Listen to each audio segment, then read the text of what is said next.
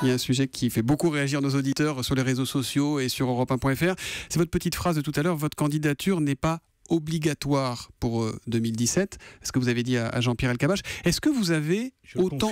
Vous le confirmez? Je le confirme. Mais est-ce que vous avez autant envie que pour 2007, pour votre conquête de 2007? Alors Certains se posent la question, y compris dans votre camp aujourd'hui. Je vois beaucoup d'affection, cela. J'espère que je vous ai montré ce matin, en répondant à vos questions, que j'avais toujours envie. Mais qu'est-ce que ça veut dire une candidature obligatoire? Vous me voyez arriver ici à Europe numéro 1 et dire « Ah, ma candidature est obligatoire ». Pour quelqu'un qui vous a expliqué dans la phrase d'avant qu'il voulait faire l'unité de sa famille politique, ça serait logique, naturellement. Ma candidature n'est pas obligatoire. Elle n'est pas obligatoire parce que je ne suis pas persuadé d'être toujours le meilleur en tout. Vous voyez, j'ai appris. Elle n'est pas obligatoire parce que je ne suis pas certain d'être celui qui sera le mieux à même de conduire ce combat. Mais pas obligatoire.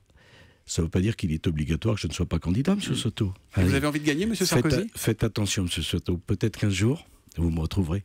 Est-ce que vous avez envie de gagner, M. Sarkozy?